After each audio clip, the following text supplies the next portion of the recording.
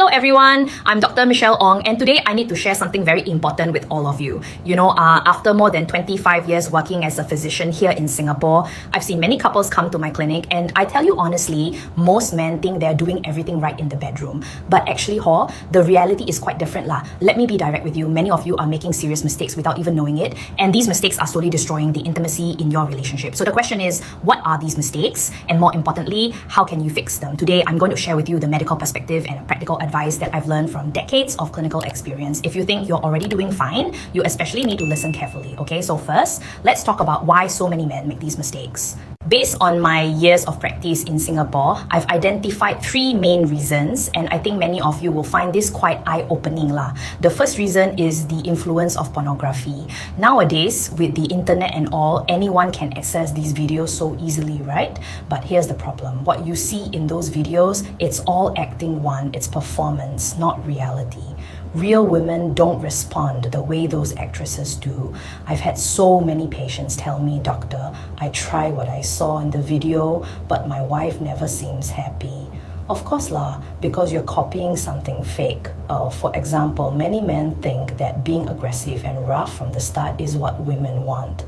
But actually, this often has the opposite effect. When you apply strong stimulation suddenly, especially to sensitive areas, women can feel discomfort or even pain instead of pleasure. This is basic physiology that I learned in medical school, but somehow people don't understand this simple truth. The second reason is being too stubborn with your own methods. I hear this all the time. Doctor, I've been doing it this way for so many years already. Sure can work one watt. But let me tell you something very important.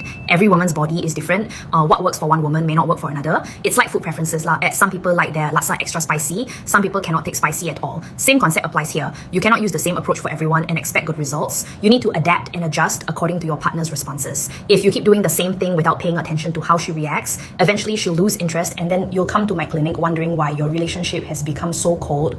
The third reason, and this one is really common, is not observing your partner's reactions properly. Let me share with you a case from my practice. There was this man in his 50s who came to see me. He and his wife had been married for more than 20 years, but their intimate life had become completely non-existent. When I spoke to him privately, I discovered the problem. For all those years, he only focused on what felt good for himself. He never paid attention to his wife's breathing, her body language, or any signs of how she was feeling. Over time, she became less and less satisfied, and eventually, she lost all interest. This happens more often than you think, especially among older couples who've fallen into a routine. The truth is, women won't always tell you directly if something isn't working. They'll just endure it quietly, and then one day, they'll completely shut down emotionally. But don't worry, I'm not here just to point out problems. The good news is that with proper knowledge and some adjustments, you can definitely improve the situation and make your partner feel truly satisfied. So let's talk about what women actually need and want. This is something every man should understand. First thing you need to know, women's pleasure is heavily influenced by rhythm and tempo. This is not just my opinion, this is backed by medical research and physiology. Many men make the mistake of thinking that strong, intense stimulation right from the start is the way to go. Maybe it's because of those adult videos we talked about earlier, right? But in reality, this approach backfires most of the time. When you apply sudden, strong stimulation, especially to delicate areas, women can feel uncomfortable or even pain. Their bodies tense up instead of relaxing, and that makes it impossible for them to enjoy themselves. So what should you do instead? The answer is actually quite simple. You need to gradually build up the pleasure. Start with very light touches and soft stimulation. Take your time to help her relax and let go of tension. You see, a woman's body becomes more sensitive when her mind is relaxed.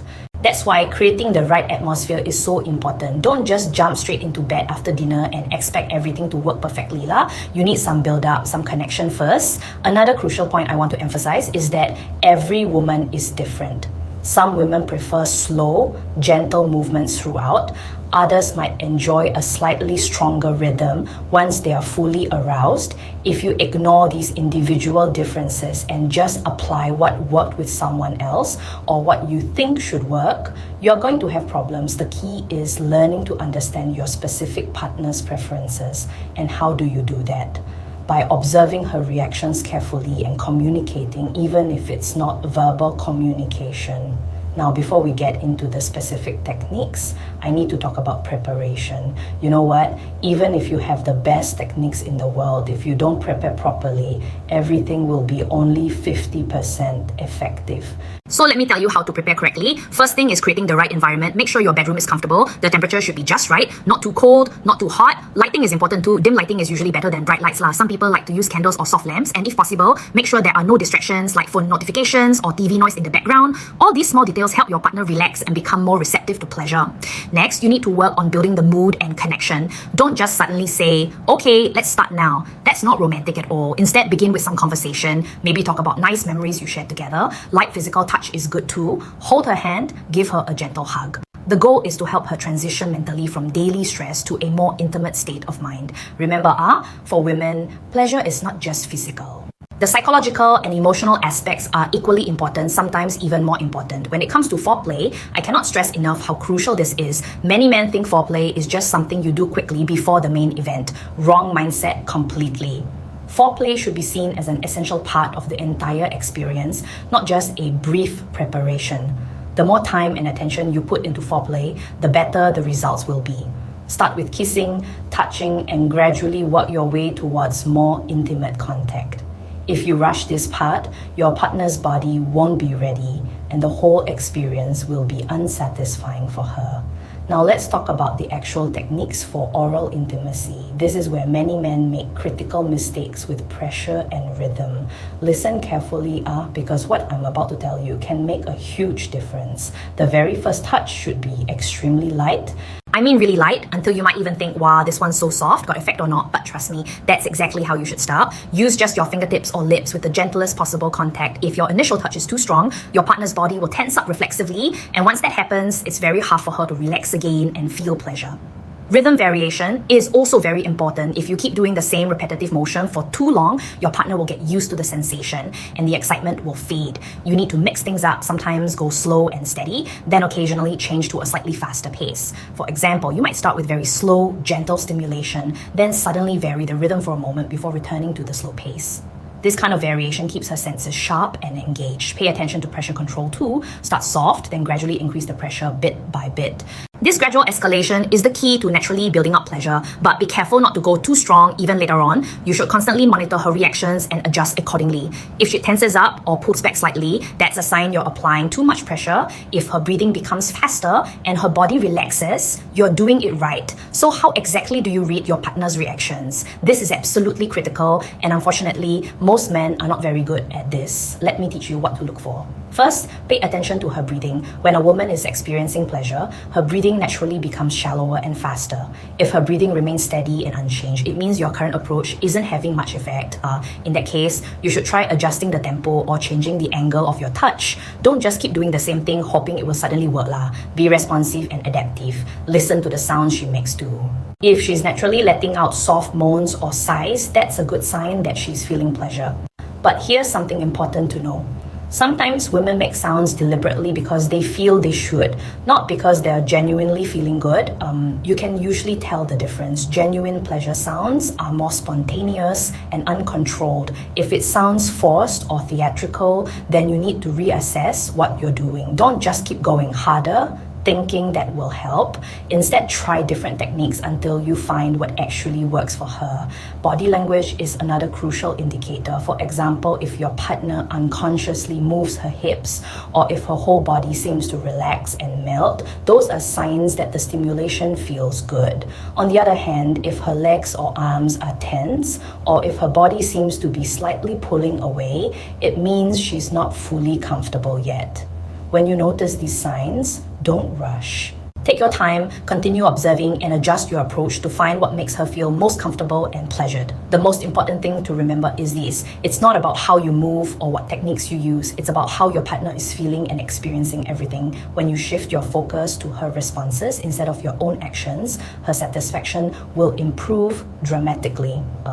I've seen this transformation happen with so many couples in my practice. Now let me tell you about some behaviors that you absolutely must avoid. Even if you're doing everything else correctly, these mistakes can instantly kill the mood and undo all your efforts. Mistake number 1, giving strong stimulation suddenly.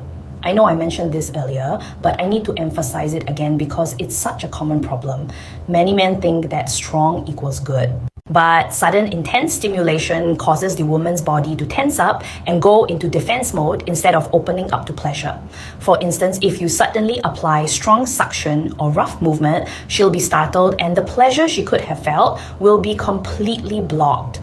Always remember to start gentle and build up gradually lah. Your partner needs time to adjust and warm up to each level of intensity. Mistake number 2, repeating the same motion endlessly. Maybe it feels good at first, but if the same rhythm and movement continue for too long, the sensation becomes dull and boring.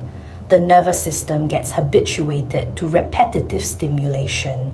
Instead of maintaining one constant rhythm, vary your pace occasionally. Change the pressure, change the angle.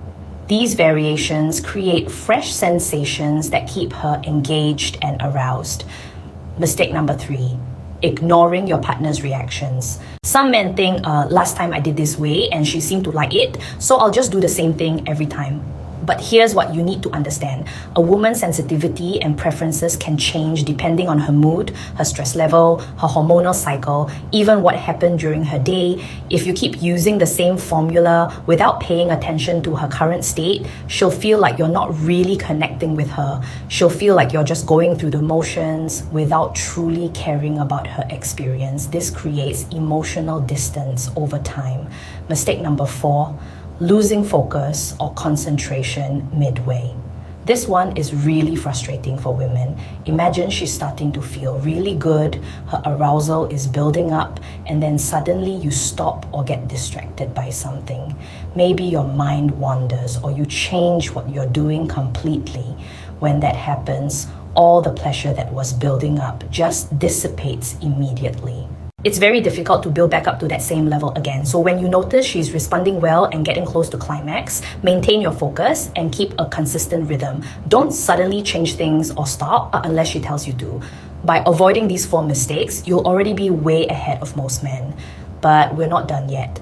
Let me tell you about the final and most crucial phase, helping your partner reach climax. Many men get confused about timing and rhythm when their partner is approaching climax. The most important thing is to not interrupt the momentum. If she's getting close, her breathing will be rapid, her body will be tense in a different way. Not the bad tense, but the good kind of tension that comes from building pleasure. At this point, if you suddenly change your pace or stop completely, all that built up excitement will be lost. It's like climbing a hill and then having to start over from the bottom again. The best approach during this final phase is to maintain consistency. I know it might seem counterintuitive. You might think you should go faster or stronger as she gets close to climax, but actually most women need a steady, consistent rhythm to tip over the edge. Think of it like this. She's riding a wave and your job is to keep that wave steady until she reaches the peak.